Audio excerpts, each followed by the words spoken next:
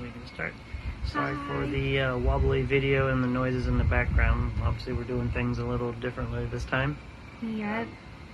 Hopefully, you guys will enjoy the video. Let's get started. Yeah. So before we get started, like Levi said, we are doing things differently, so we're going to start recording them now. We decided to do it outside today. It's really nice. The breeze is wonderful.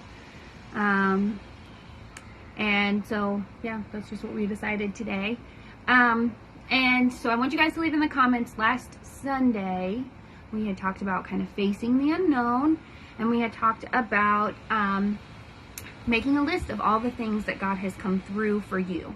All of those times where you've been worried, God has just come through. He's clutch, right? So I want to see if you guys are open to it. I would love to see your lists in the comments. That would be wonderful. To see all the times that God was, He came through for you, and He did, His And we best. can make the video His best. private, so you should only be able to get to it if you have the link, so no one else will be able to see your comments if that's something you're worried about. Yeah. All right, so we're going to get into it today. We are going to start, it's just going to be this one is going to be kind of small. We're going to talk about really walking with God, right? And so we're going to do Galatians 5:16 through 18. And that says, "So I say, walk by the Spirit, and you will not gratify the desires of the flesh. For the flesh desires what is contrary to the Spirit, and the Spirit what is contrary to the flesh. They are in conflict with one another, so that you are not to do whatever you want. But if you are led by the Spirit, you are not under the law." Right? So I think that has amazing imagery when you really think about walking with the Spirit. I looked up another translation, and so it's keep in step with the Spirit, which is really cool.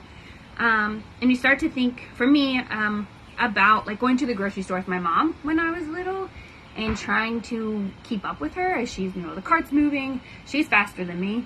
Her strides are longer than mine. And I get so, little kids get so distracted. You're like, "Ooh, look at that toy. I want that toy." Or, "Can I have this candy? I want this cereal," So you even become distracted, and you have to keep up with your parents. You have to follow your parent. I had to follow my mom and be like, "Wait, Mom, I'm coming."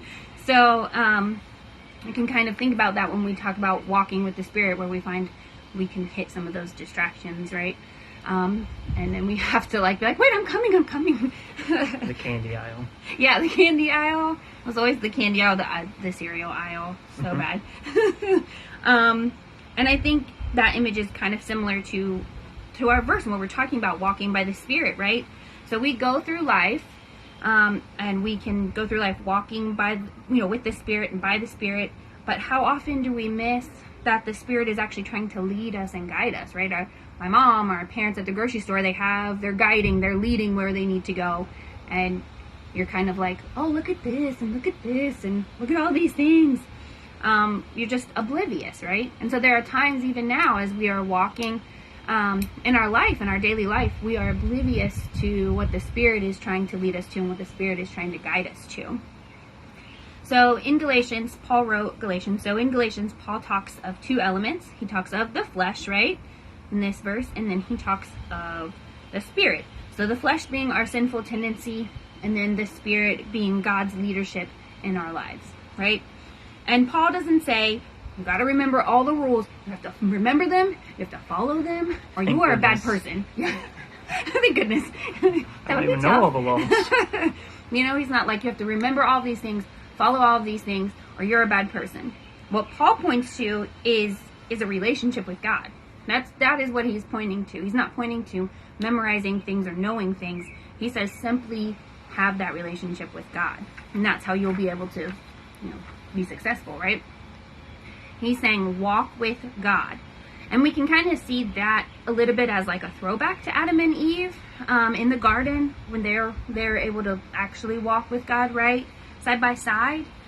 So from that throwback, now we see Jesus, who came to restore our original position with God. And so even as we live in this broken world that we live in, we have an invite. We've got a special little invite. It says you're invited to walk with God. Here you go. Here's your ticket. Come walk with him, right? Jesus did that. He gave everybody a ticket. You Right? just have to accept the invitation. You did. You do. And so if you do that, you're invited to walk with God. And if you do that, then you get to see how he lives, how he moves, what God leans towards. You get to see how generous, kind, and just absolutely selfless God is, right? We get to see all of those things as we walk with him. But you have to walk with him in order to see those things. Okay? And so the more we walk with him, then the better we get to know him. And the better we get to know him, the more we walk with him, right? It's kind of like a big full circle. So if you walk with him more, you know him better. And as you know him better, then you continue to walk with him even more than you were before. Because you don't really want to follow a stranger. Well, I hope not. That's never good. You want to follow your mom in the grocery store, not a stranger in the grocery store. So I've done that before, by the way. you thought it was your mom? Yeah, I was following this person, and it's like, oh, you're not my mom. Just had to go find her. That's scary. Yeah.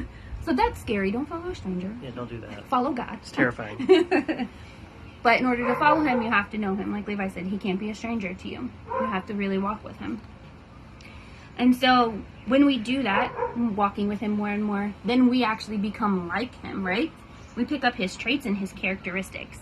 But most importantly, this verse is saying that it's our choice, right? It is your choice. You can choose to walk by the Spirit, with the Spirit, walk with God. Or you can walk by desire, right? You can choose that.